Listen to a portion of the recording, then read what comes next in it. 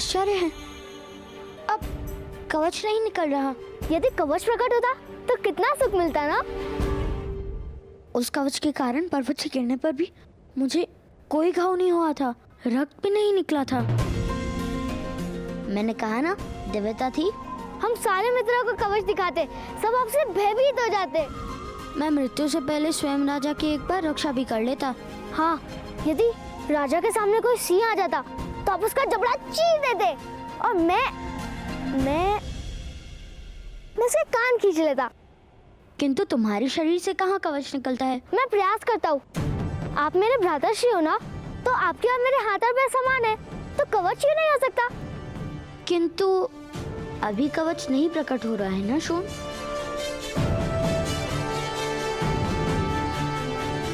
संभवतः पर्वत से गिरने पर प्रकट हो। मैं प्रयास करता हूँ। नहीं शोन, ठहरो, ऐसा साहस करना उचित नहीं।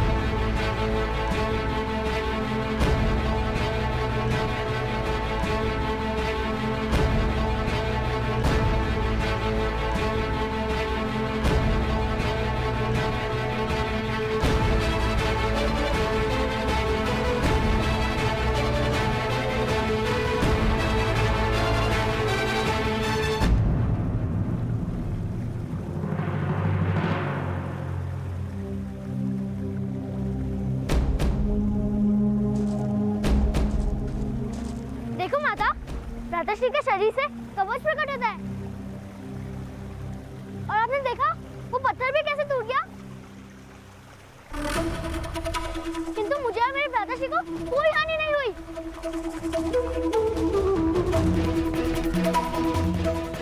माता, अब ने देखा मैं दिव्या हूँ ना।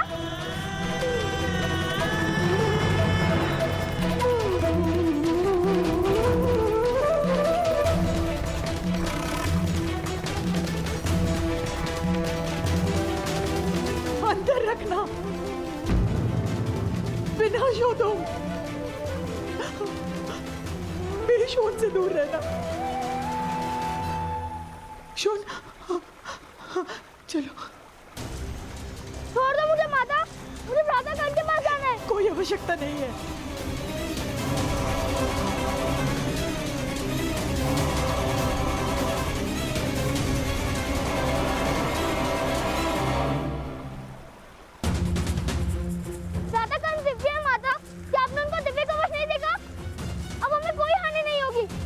स्वयं हानि है शोन। यदि तुम उसके साथ रहे तो तुम पर भी विपदा पड़ेगी। तुम क्यों नहीं समझ रहे हो शोन? कर्ण का कवच केवल उसी की रक्षा कर सकता है, किंतु वो हम सबके लिए मृत्यु का कारण बनेगा।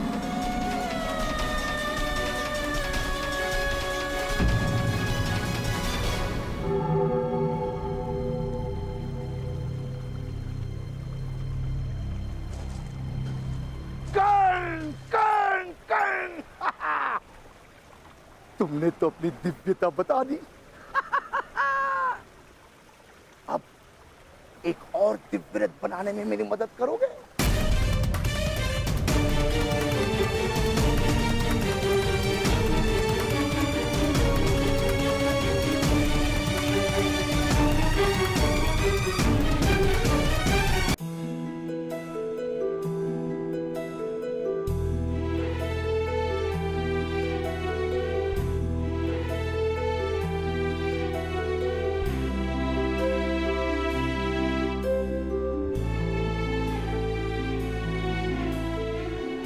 मेरी दिव्यता माता के लिए क्रोध का कारण क्यों बन गई था? या!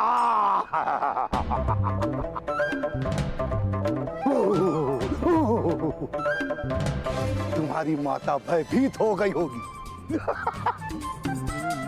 तुम्हारी दिव्यता तो प्रेम का कारण है पुत्र।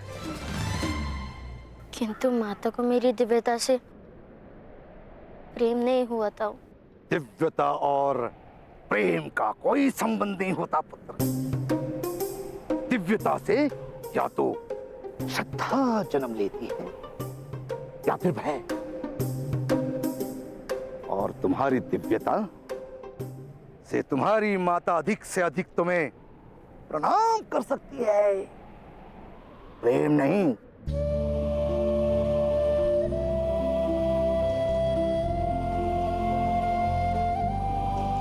माता से प्रणाम की अपेक्षा किस बालक को होती है ताऊ? मुझे माता के प्रेम की आवश्यकता है। क्या माता मुझे कभी प्रेम नहीं करेंगी?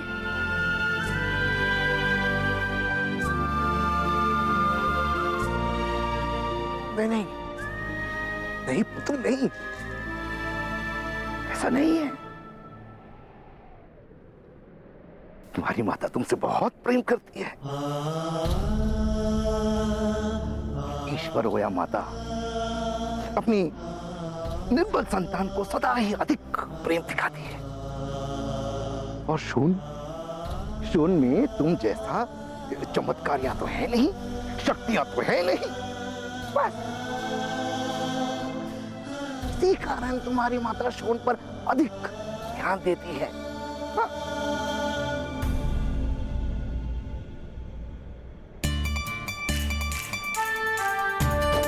यदि ऐसा है तो मैं शोन को भी मेरे समान शक्तिमान बना दूंगा। फिर माता हम दोनों को एक समान प्रेम करेंगी।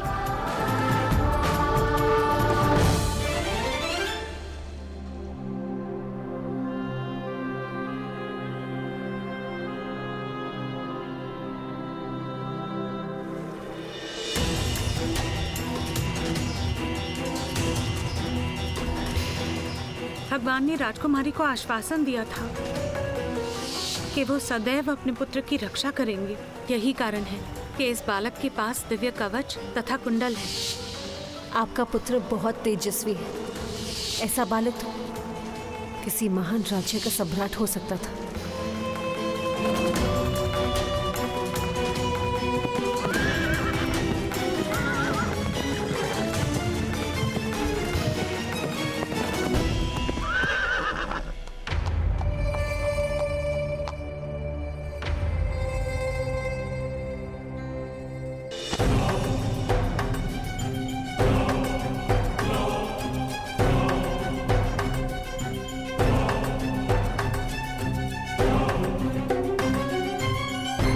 मध्य महोदय, मेरे अश्वों को आज जल नहीं पिलाया तुमने।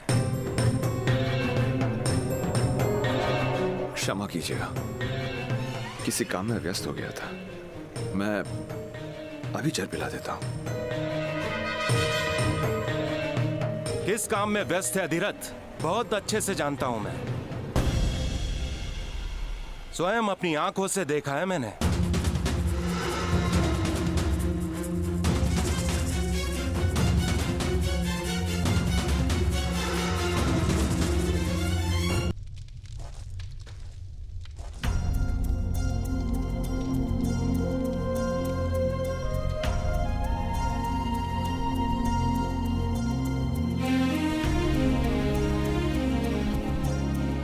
पहले खा लो।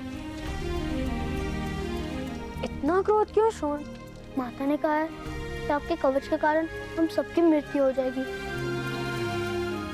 किंतु मैं जानता हूँ जब तक आप हमारे साथ होंगे तब तक मृत्यु हमें स्पर्श भी नहीं कर सकती है। किंतु माता ये बात समझती क्यों नहीं? अच्छा पहले खा लो। किंतु तुम तो ये बात समझते हो ना? अवश्य। मैं आपसे अत्यंत प्रेम करता भ्राता, 4 लड्डुओं से भी अधिक। किंतु माता आपसे प्रेम नहीं करती, यही कारण है कि माता ये बात समझती नहीं। शीघ्र ही माता मुझसे प्रेम करने लगेगी।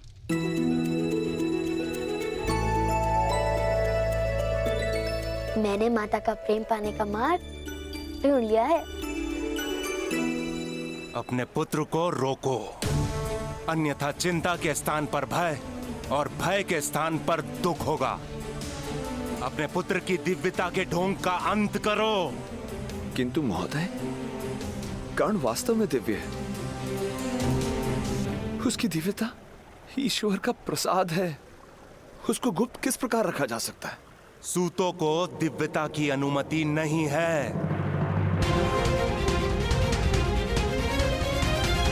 ईश्वर का प्रसाद जात पात नहीं देखता महोदय। यदि ईश्वर का प्रसाद है तो उसे मंदिर में बिठाओ और गर्भगृह का द्वार बंद कर दो, तब उसका नमन किया जाएगा। किंतु जीवन मंदिर में नहीं बीत सकता, उसे संसार में आना ही पड़ेगा। और जिस दिन वो समाज के मध्य आया, उस दिन उस पर जात पात का बंधन अवश्य होगा।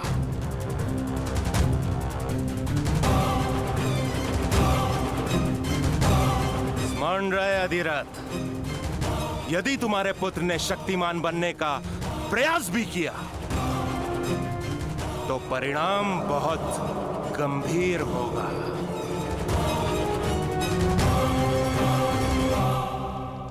हाँ, मैं तुम्हें भी अपनी भांति महान धनुर्धर बना दूंगा। उसके पश्चात माता का प्रेम मुझे भी प्राप्त होगा।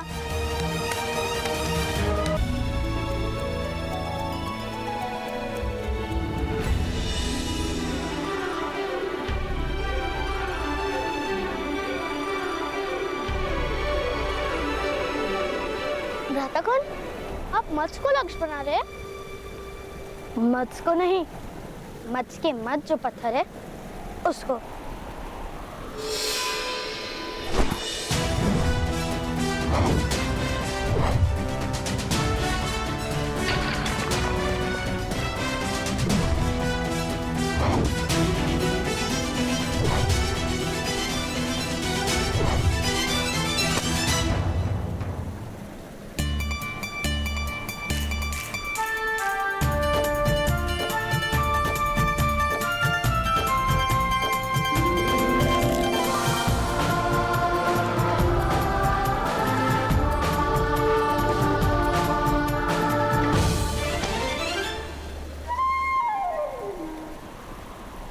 प्रयत्न करो।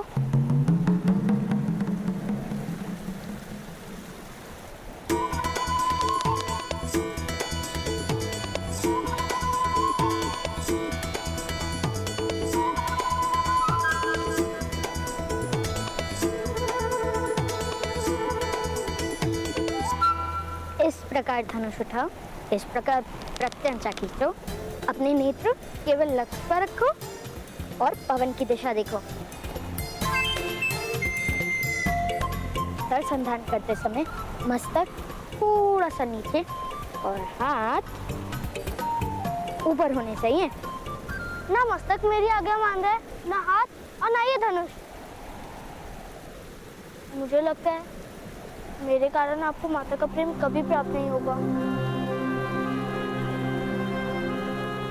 प्रयत्न करते रहो शोन, उस प्रयत्न से क्या लाभ होगा उसकी चिंता छोड़ दो। जाओ शोन, अब तुम फिर से प्रयत्न करो।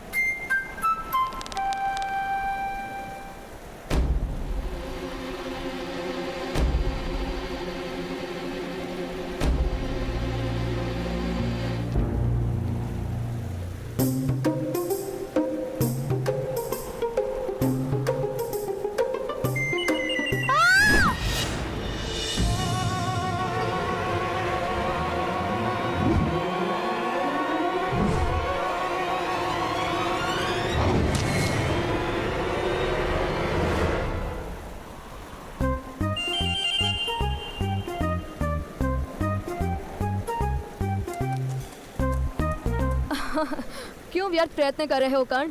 मेरे पिता कहते हैं कि धनुर्विद्या सूतों का कार्य नहीं है।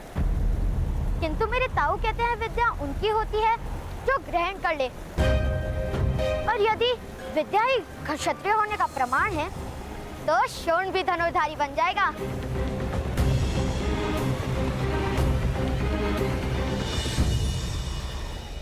कर्ण के सामर्थ्य को समाज स्वीकार नहीं करेगा। सामर्थ्य कभी स्वीकार की याचना नहीं करता, नए समाज की रचना करता है। प्रार्थना नहीं, परिवर्तन करता है।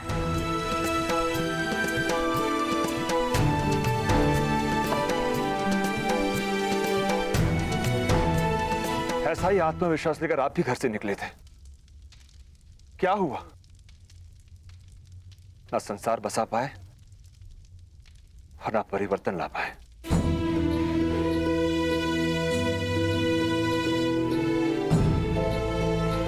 क्योंकि मुझ में सामर्थ्य कम था। किंतु कर्ण दिव्य है, वास्तव में दिव्य है। अवश्य किसी देवता का प्रसाद है ये तुम्हारा सौभाग्य है कि कर्ण ने तुम्हारे घर में जन्म लिया है। कर्ण वो है जो समय को बांधेगा, जो इतिहास का निर्माण करेगा, जो समाज में परिवर्तन लाएगा। मूर्खतापूर्ण बात मत करो। क्षत्रिय तो जन्म से ही होता है। तो क्या क्षत्रिय विद्या लेकर जन्म लेते हैं? हाँ अवश्य, इसीलिए तो कहते हैं धनुर्विद्या पर क्षत्रियों का अधिकार है। तो करो प्रदर्शन अपने क्षत्रिय होने का।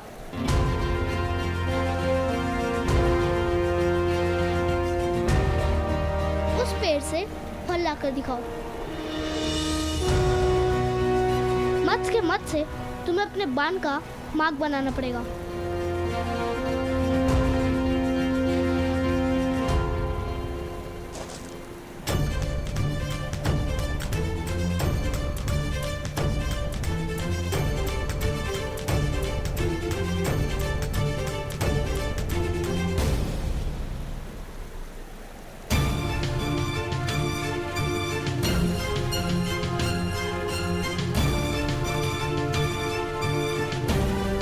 प्रथम तुम करके बताओ। किंतु शोण अभी क्षत्रिय नहीं बना, उसकी विद्या भी पूर्ण नहीं हुई। किंतु तुम तो